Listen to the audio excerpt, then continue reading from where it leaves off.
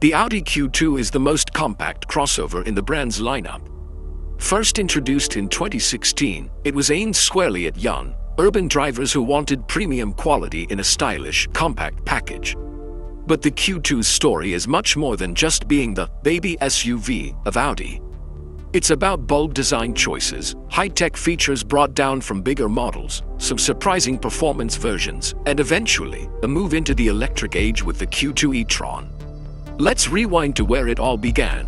The Q2 made its world debut at the Geneva Motor Show in 2016.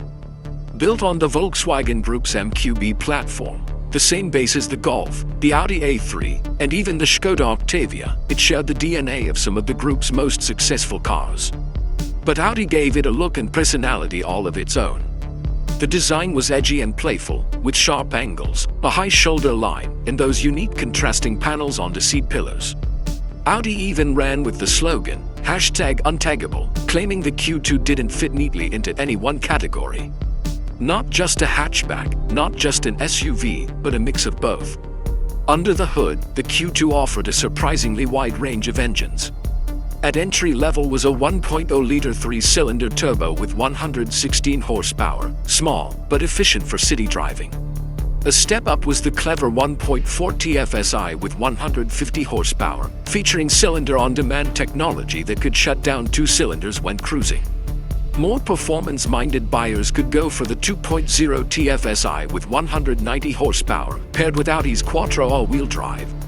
And of course, for diesel fans, there was a 1.6 TDI with 116 horsepower and a 2.0 TDI offered with either 150 or 190 horses. Buyers could choose between a 6-speed manual or a 7-speed dual-clutch S-tronic gearbox. Most versions came with front-wheel drive, but the stronger engines gave access to Quattro, a big selling point in this segment. Safety tech was impressive for such a small car. Audi Presense front, lane assist, adaptive cruise control, and the now famous virtual cockpit, a fully digital gauge cluster. Few rivals could match that at the time, and in Europe, prices started at around €22,000, putting it within reach of many young professionals. Then, in 2018, Audi dropped a bombshell, the SQ2. This wasn't just a sporty trim, it was a full-on performance SUV in miniature. Packing the brand's legendary EA888 2.0-liter turbo engine with 300 horsepower and 400 Nm of torque, it turned the cute little Q2 into a rocket. 0 to 100 km/h took just 4.8 seconds. Power went through a 7-speed S-tronic and Audi's Quattro system, with a sports suspension dropped 20 mm in an aggressive body kit to match. Think of it as a Golf R in SUV form, but with Audi's styling and interior quality. For enthusiasts, it was one of the most unexpected and exciting performance crossovers of its era. By 2020, it was time for a facelift. The Q2 gained sharper styling, larger air intakes, new matrix LED headlights, and a palette of fresh body colors. Inside, materials were upgraded, USB-C ports appeared, and the infotainment system got smarter. Under the skin, engines were reworked to meet stricter Euro 6D emission standards.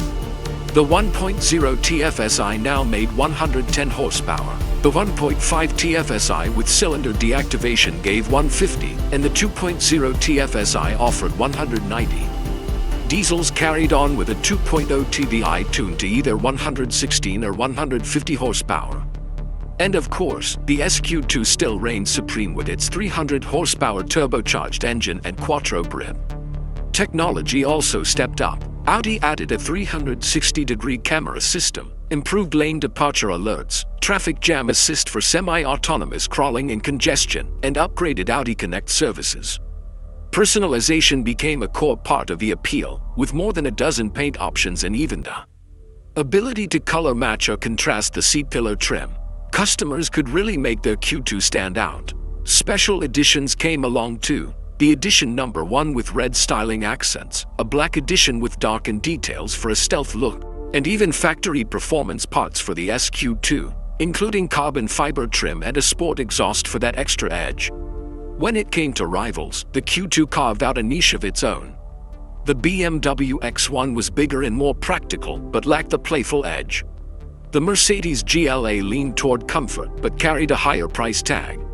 The Mini Countryman was quirky and charismatic, but not as advanced in terms of technology. The Q2's mix of Audi interior quality, excellent refinement, optional quattro all-wheel drive, and advanced safety tech gave it strong advantages.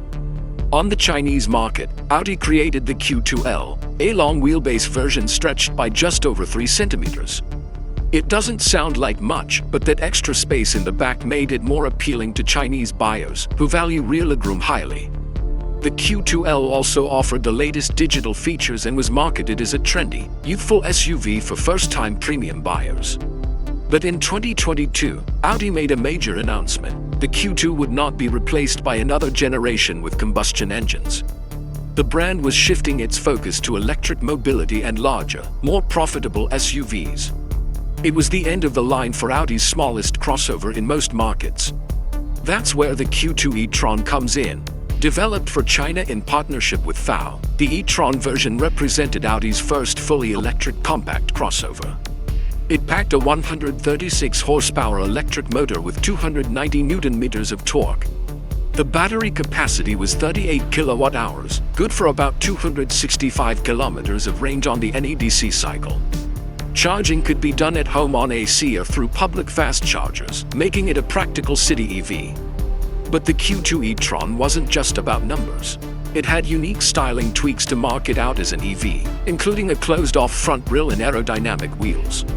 Inside, it retained a high-quality Audi finish but with EV-specific displays, including energy flow graphics and range monitoring. Owners could also precondition the cabin through the Audi app, cooling or heating the interior before even stepping inside, a feature that added real everyday convenience. Interestingly, the Q2 e-tron was also slightly longer than the standard Q2, giving it better cabin space. And while its range wasn't groundbreaking, it was perfectly suited to the urban markets Audi was targeting in China. For buyers there, it was a way to get into Audi's electric future at a lower entry price compared to larger e-tron models. It's worth noting that this model never officially came to Europe or North America, making it a bit of a hidden gem in Audi's global lineup. For enthusiasts, it represents one of those, only in China, stories, but also a preview of what a global small electric Audi SUV could look like in the near future. So, what's the legacy of the Q2? It was never the brand's best seller, but it showed Audi was willing to experiment. From its bold, untaggable design language and customizable features to the shockingly quick SQ2 and the forward-thinking e-tron, the Q2 proved that premium can still be playful. Compact outside, packed with technology inside, and always carrying that Audi badge, it gave young buyers a real taste of luxury without the size or price of larger SUVs. And now, as production winds down, the Q2 leaves behind a legacy as one of Audi's boldest and most characterful small cars. A car that dared to be different, and in the process, carved out a space in automotive history.